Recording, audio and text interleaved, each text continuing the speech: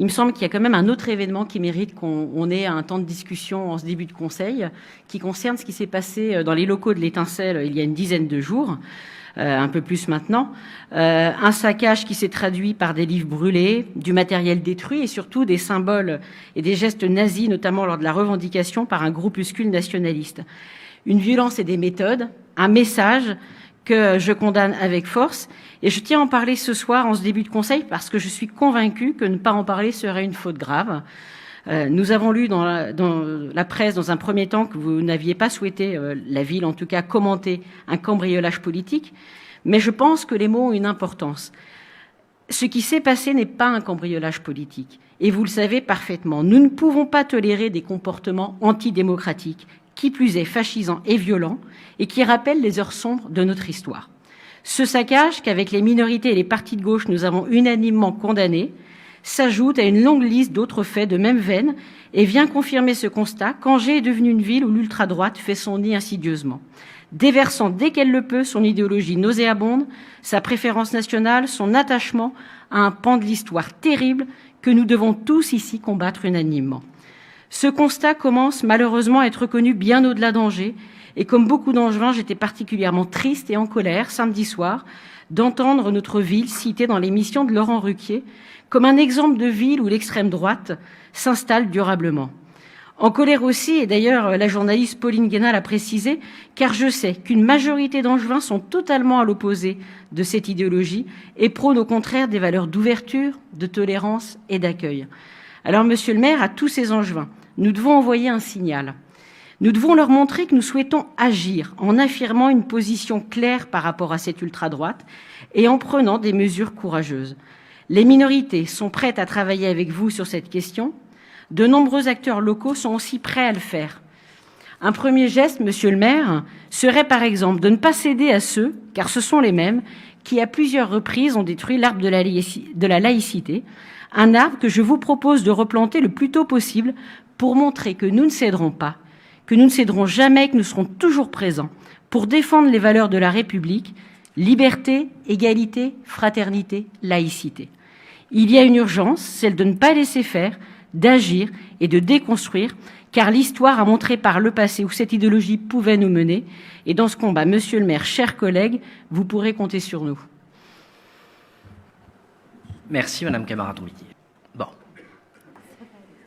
Mesdames et messieurs, je voudrais remettre les choses dans leur contexte, vous indiquer ce que nous avons fait et répondre à un certain nombre de fake news, puisque c'est bien comme ça que ça s'appelle, dont je déplore qu'elles soient relayées ici, et des tentations en termes d'amalgame qui sont assez abjectes dans la manière de dire les choses. Je vais commencer par le commencement, c'est-à-dire par ce que la ville a su de cette histoire et par le déroulé exact de ce qui s'est passé depuis une quinzaine de jours, avant de dézoomer, de faire un plan un peu plus large. L'Étincelle a contacté le service des bâtiments le 11 janvier pour faire état d'un cambriolage. À l'époque, aucune revendication, pas de photos, aucun élément sur l'origine de ce qui était une effraction à l'intérieur d'un local municipal.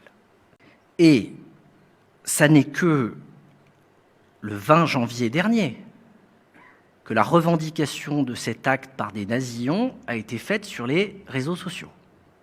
Le 20 janvier, j'ai donné les instructions pour qu'on dépose plainte et cette plainte a été déposée vendredi de la semaine dernière à la première heure, parce qu'il ne vous a pas échappé, compte tenu de ce que j'ai évoqué un peu plus tôt, que puisque nous n'avons plus d'ordinateur en mairie, le délai habituel a rendu nécessaire que cette plainte soit rédigée à l'extérieur de nos locaux et le temps ensuite qu'on puisse me la présenter, il était vendredi matin 8 heures au début de ma journée.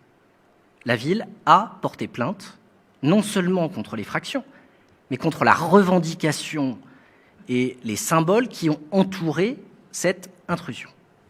Je veux bien qu'on soit tous dans la dictature de l'instantanéité, mais la pseudo-polémique sur comment se fait-il que la ville ne réagisse pas dans l'instant, dans un contexte de crise sanitaire, de crise numérique, et où, accessoirement, Certains journalistes considèrent qu'on leur doit une réponse dans l'instant, et quand on leur envoie des droits de réponse, ils considèrent que c'est leur liberté la plus grande de les passer ou de ne pas les passer. Moi, avant de répondre, la première des choses dont je m'assure, c'est qu'on a quelques éléments qui nous permettent de ne pas alimenter un buzz qui, dans un certain nombre de cas, je ne dis pas que c'était le cas en l'espèce, fait aussi partie des tentatives de manipulation de ceux qui sont derrière cette attaque. Donc, à la seconde où nous avons eu connaissance de cette effraction, non seulement les consignes de dépôt de plainte ont été données, mais les faits ont été dénoncés auprès du procureur de la République, y compris en insistant sur la revendication insupportable liée aussi bien aux têtes de mort et à ces symboles SS qu'au bras tendu qui a été réalisé sur la photo. Tenter de laisser penser qu'il y aurait la moindre complaisance, pas seulement de la majorité, mais de qui que ce soit dans cette ville par rapport à ces actes, est profondément insultant pour les Angevins.